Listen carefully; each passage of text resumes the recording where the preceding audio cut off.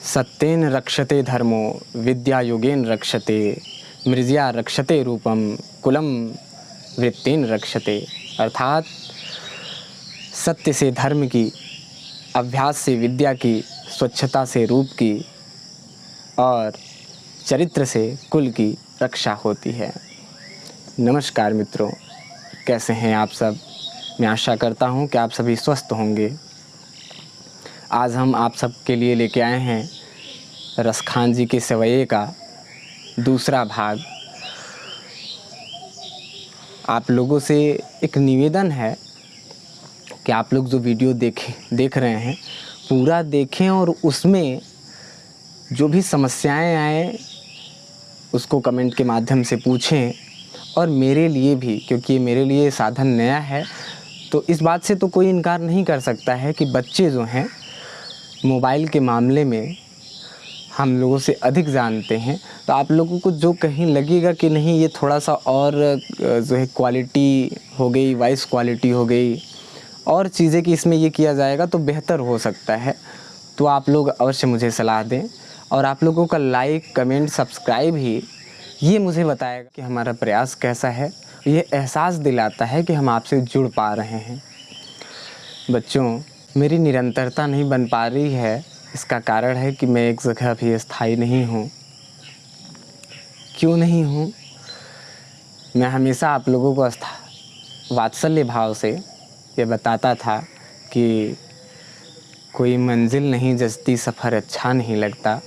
अगर घर लौट भी जाऊँ तो घर अच्छा नहीं लगता। करूँ कुछ भी तुम्हारे बिन, मैं अब दुनिया को सब अच्छा ही लगता है, मगर मुझको तुम्हारे बिन कुछ अच्छा नहीं लगता। कुमार विश्वास जी की पंक्तियाँ हैं जो कि हमेशा हम वात्सल्य भाव से आप लोगों को सुनाया करते थे। हाँ, एक बात और है कि मेरे भाव को वे नहीं समझ पाएंगे जो इस भाव को अभी जी नहीं पाए हैं। इसमें मेरा अहंकार नहीं है, ईश्वर की कृपा है। जो भी हमारे भाव हैं, विचार हैं,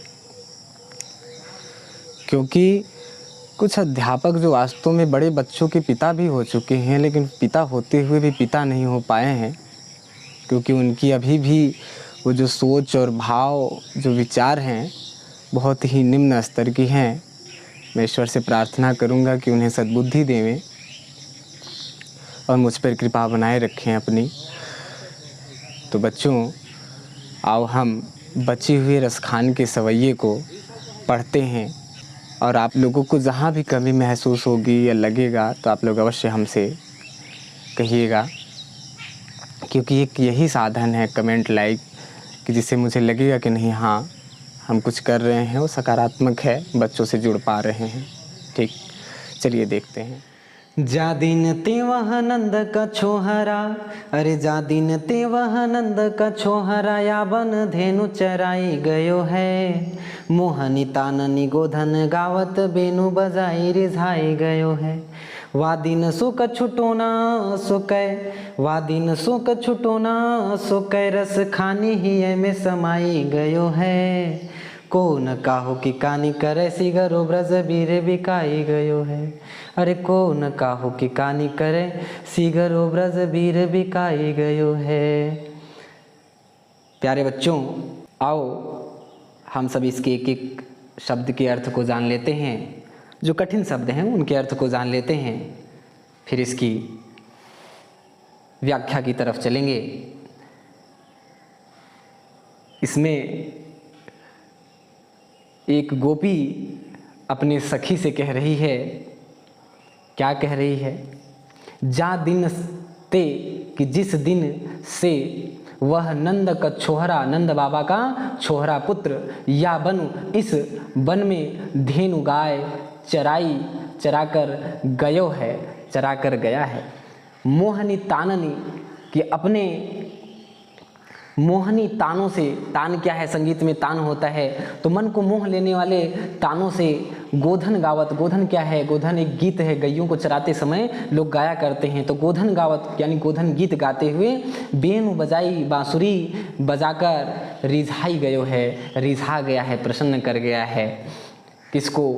उस गोपी को जो बता रही है अपने सखी से, वाह दिन सो, कि वाह उस दिन से कछु टोना सो कहे। ऐसा लग रहा है कि श्री कृष्ण ने कुछ टोना सो कह करके, कुछ टोना जादू सा करके, रसखानी श्री कृष्ण के लिए प्रयोग है, हिय हृदय में समाई गयो है, समा गया है। कौन काहू की कहानी करे, कि अब कोई भी काहू की किसी भी की, अब कोई भी किसी की कहानी करे नहीं। कहानी का अर्थ क्या है? शर्म और चुगली या चिंता। दो तीन जगह दो तीन अर्थ मिलते हैं। तो शर्म और चिंता, कि अब कोई भी किसी की चिंता नहीं करता, किसी से मतलब ही नहीं है, क्योंकि सब अपने में मस्त हैं। सिगरो संपूर्ण ब्रज, वीर का अर्थ होता है सखी, बिकाई गयो है कि बिक गया है। सारा ब्रज ही ऐसा लग रहा है कि बिक गया है, किसके प्रेम में? श्री कृष्ण के प्रेम में। अब इसको वाक्यबद्ध कैसे करेंगे कि देख लेते हैं कि कवि रसखान जी कहते हैं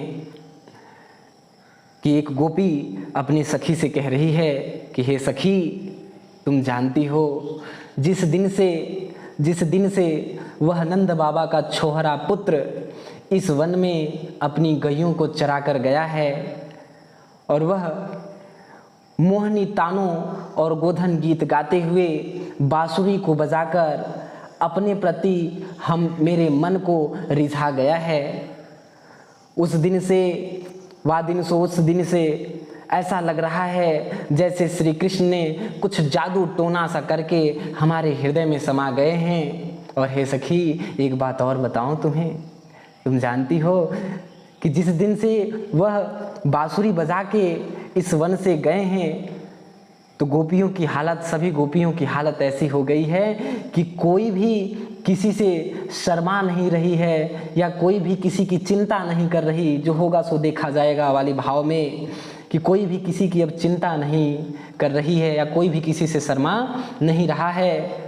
और हे सखी, ऐसा लग रहा है कि सारा ब्रज ही श्री कृष्ण के प्रेम में बिक गया है, कि सारा ब्रज ही श्री कृष्ण के प्रेम में बिक गया है, या सारी गोपियां ही श्री कृष्ण के प्रेम में दीवानी हो गई हैं। ठीक, अब बेटा संदर्भ जो है वो आप लोगों का पूर्ववत रहेगा। ठीक, प्रसंग अगर आता है, प्रसंग का अर्थ होता है सूक्ष्म व्याख्या।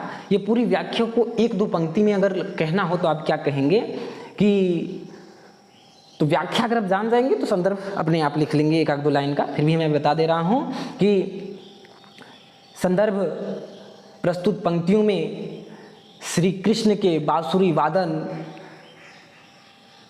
मनमोहक बांसुरी वादन का चित्रण किया गया है, और इसकी व्याख्या आप लोग कर हो ही गई। अब अगला देख लेते हैं बेटा। अच्छा, इसमें जो है कि अभी रस छंद अलंकार, तो बेटा अलंकार क्या है? अलंकार कि कौन काहू की कहानी करे, कवड़ की आवृत्ति हो रही है। ठीक, और बेनु बजाई रिझाई गयो है। ठीक है, यानी अनुप्रास अलंकार है। और रस क्या है? श्रृंगार रस है, संयोग श्रृंगार रस है। छंद क्या है? सवैया छंद है। भाषा क्या है? ब्रज है। और गुण क्या है? कितना मधुर लग रहा है ना, तो इसलिए मधुर। गुण क्या है? माधुर्य। ठीक, इसके बाद भी अगर लगता है कि कहीं कुछ आप लोगों को पूछना है, मैं बार बार कहता हूँ आप लोगों से कि आप लोग मुझसे पूछ लिया करिए। बेटा अगला देखते हैं। ये रसखान अब तक के मेरे अनुभव में जो रहा है, ये एक महत्वपूर्ण पाठ है, जिसको आप लोग किसी भी हर हाल में एक एक शब्द को भी नहीं छोड़ें तो ज़्यादा उत्तम रहेगा। देखते हैं बेटा कि कान्ह भये बस बांसुर के, अरे कान्ह भये बस बांसुर के, अब कौन सखी हमको चाहिए, निस द्योंस रहे संग साथ लगी, यह सौतीनतापन क्यों सही है, जिन मोहि लियो मन मोहन को, जिन मोहि लियो मन मोहन को, रस खानि सदा हमको दही है।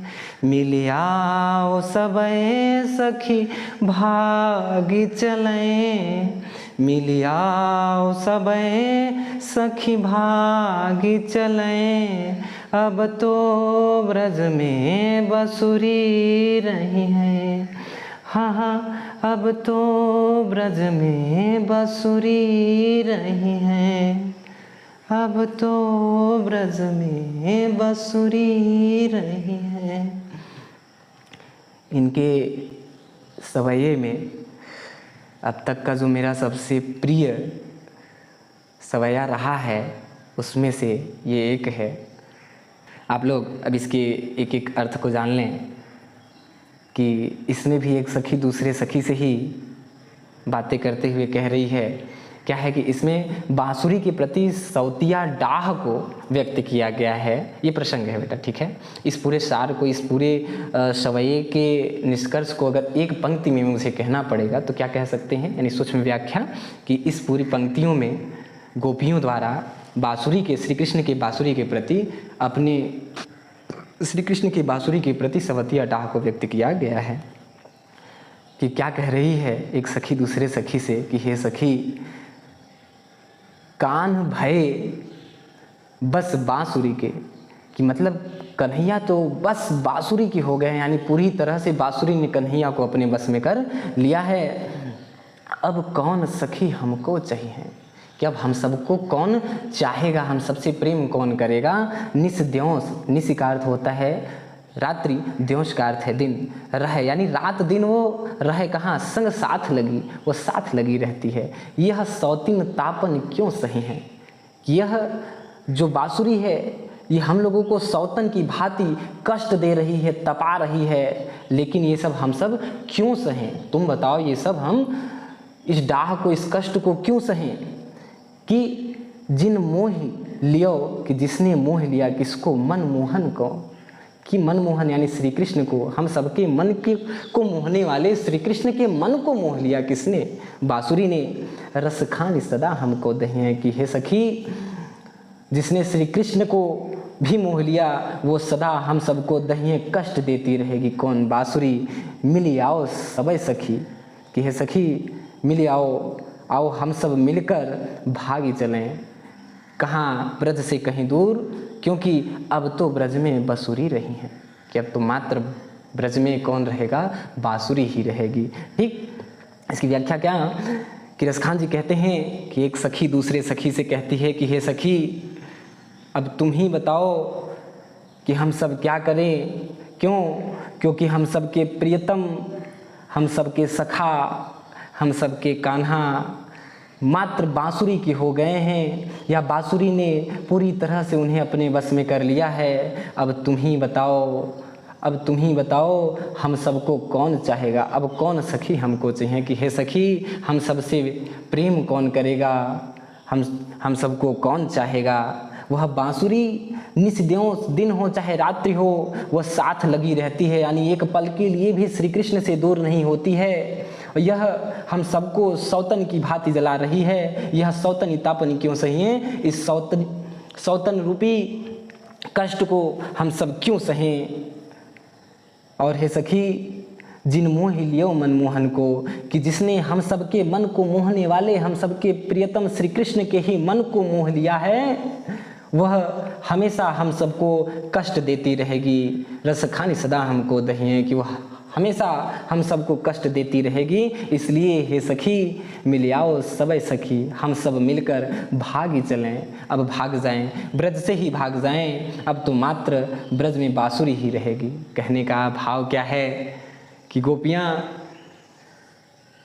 अगर ब्रज में श्री कृष्ण हैं, कहने का भाव है कि गोपियाँ अगर ब्रज में हों, श्री कृष्ण भी ब्रज में हों, और श्री कृष्ण से प्रेम से, श्री कृष्ण के प्रेम से वो वंचित हों, ये उन्हें स्वीकार नहीं है, चाहे उन्हें ब्रज ही क्यों ना छोड़ देना पड़े। क्योंकि श्री कृष्ण हो और उनका प्रेम न प्राप्त हो गोपियों को, यह उनके लिए स्वीकार्य की बात नहीं है। बेटा संदर्भ पूर्ववत रहेगा। और संग साथ लगी, ठीक है। और यहाँ नहीं तो अंत्य अनुप्रास तो यहाँ दिख ही जाता है, अनुप्रास अलंकार है, ठीक। और छंद सवैया, भाषा ब्रज, रस श्रृंगार रस है कि कष्ट भी है तो वो किसकी वजह से, प्रेम की वजह से है, तो श्रृंगार रस है, ठीक है। और गुण क्या है, माधुर्य है, शब्द शक्ति, अभिधा और लक्षणा।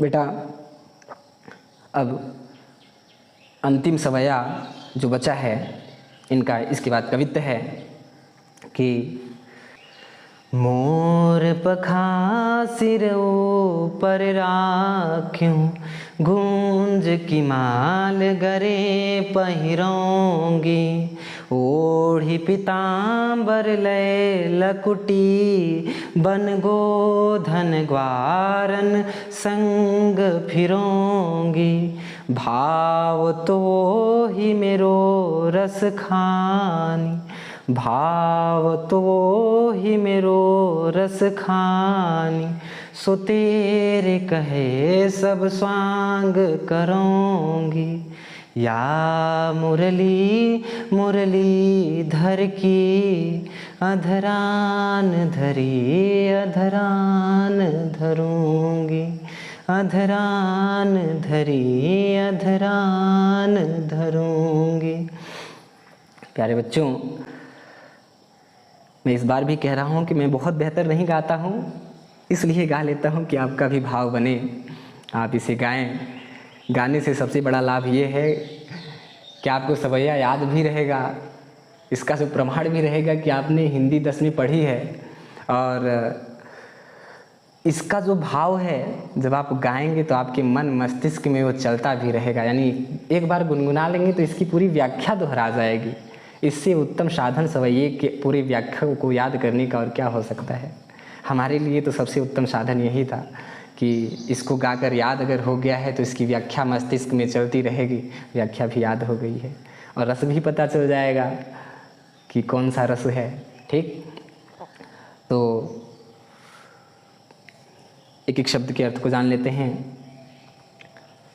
इसमें बात यह है कि श्री कृष्ण ब्रज में है नहीं और उनके बिना सभी गोपियां एकदम व्याकुल हैं, तो सभी बातचीत करती हैं तो एक सखी से कहती हैं क्या करने के लिए, कृष्ण बनने के लिए। तो यानी गोपियां श्री कृष्ण के वियोग में व्याकुल हैं और क्या कह रही हैं, एक सखी से जाके एक सखी कहती है कि हे सखी तुम मेरा एक काम करो, हम सबके लिए एक बार कन्हैया बन जाओ, क्योंकि उनके बिना मन नहीं लग रहा है और वे इस समय है नहीं, तो तुम ही कुछ समय के लिए कन्हैया बन जाओ, उनका अभिनय करो। तो पहले तो वो गोपी एकदम नकार दी होगी, अरे नहीं नहीं नहीं ये क्या कह रही हो, मैं कन्हैया कैसे बन सकती हूँ। फिर अच्छा बहुत मनाने चुनाने पर मानी भी होगी। मानी तो क्या कह रही है कि ठीक है मैं मान तो गई हूँ, लेकिन सब कुछ करूँगी, एक काम नहीं करूँगी। तो वही क्या है, क्या नहीं करेगी, पहले शब्द का अर्थ जान लेते हैं फिर व्याख्या। कि मोर पखा,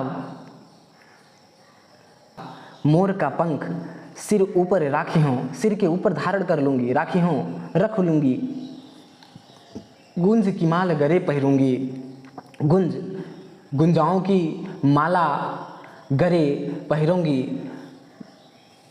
ओढ़ी पीतांबर, पीतांबर का अर्थ क्या है, पीला वस्त्र, लय लकुटी यानी लकुटी लेकर, लकुटी का अर्थ क्या है, वो जो गैया चराने जाते थे जो लाठी लेते थे वो लकुटी का अर्थ लाठी। बन गोधन कि वन में गोधन गायों ग्वारन ग्वालों संग फिरूंगी, यानी वन में गायों और ग्वालों के साथ घूमूंगी फिरूंगी या गायों को चराऊंगी। भावतो, भावतो का अर्थ क्या है, अच्छा लगना, वो ही, वो कौन, जो मेरे रस खान मेरे श्री कृष्ण को अच्छा लगता है, मेरो रस खानी मेरे श्री कृष्ण को जो भावत जो अच्छा लगता है वह सभी सो तेरे कहे, कि वह सभी तेरे कहे कहने पर सब स्वांग करूंगी, सभी क्या करूंगी, स्वांग नाटक अभिनय, कि वह सभी नाटक करूंगी, किंतु एक काम नहीं करूंगी, क्या, या मुरली मुरलीधर की, कि वह मुरली मुरलीधर श्री कृष्ण की अधरान धरी, क्या इसको अलग अलग समझेंगे कि अधरान धरी यानी ओठों पर धरी हुई वह मुरली अधरा न धरूंगी, यानी अपने होठों पर। अधर का अर्थ क्या होता है? होठ। अधर का अर्थ क्या होता है? होठ। अधरान यानी होठों पर, धरी अधरा न धरूंगी यानी होठों पर न धरूंगी। ठीक, अब इसकी एक लाइन में पंक्ति वाक्यबद्ध कैसे करेंगे कि रसखान जी कहते हैं कि श्री कृष्ण के व्रज में न होने पर सभी गोपियाँ श्री कृष्ण के बिना व्याकुल हैं और सभी एक योजना बनाकर एक सखी से कहती हैं कि हे सखी, मेरे लिए, हम सब के लिए एक बार कन्हैया बन जाओ। तो वह गोपी उनसे कहती है कि ठीक है सखी, कि मोर का पंख तुम्हारे कहने पर, कि हे सखी तुम्हारे कहने पर मोर का पंख ऊपर राखियों सिर के ऊपर धारण कर लूँगी, गुंजों की माला गले में पहन लूँगी, जो जिस प्रकार से श्री कृष्ण पहना करते थे। ओढ़ी पीताम्बर पीला वस्त्र धारण कर, लैलकुटी छड़ी लेकर, वन गोधन ग्वारन वन में गायों और ग्वालों के संग फिरूंगी, घूमूंगी। भाव तो वही मेरो रसखानी, जो मेरे श्री कृष्ण को भाता था वह सभी सो तेरे कहे कि हे सखी, तेरे कहने पर जो मेरे प्रिय श्री कृष्ण को भाता था वह सभी स्वांग, वह सभी अभिनय करूंगी। लेकिन हे सखी एक बात याद रखना, या मुरली कि वह मुरली मुरलीधर की, श्री कृष्ण की वह मुरली जो अधरा न धरी श्री कृष्ण ने अपने होठों पर धारण किया था, अधरा न धरूंगी, वह कभी भी अपने होठों पर धारण नहीं करूंगी। क्या वह कभी भी अपने होठों पर धारण नहीं करूंगी? क्यों? क्योंकि असली डाह तो बांसुरी से है। अच्छा, कितना उत्तम है इन लोगों का प्रेम श्री कृष्ण के प्रति कि किसी गोपी का गोपी के प्रति डाह नहीं है। सभी गोपियां श्री कृष्ण से प्रेम करती हैं, लेकिन किसी गोपी का गोपी के प्रति डाह नहीं है। डाह है तो बांसुरी से। वारे प्रभु, तेरी भी लीला गजब है।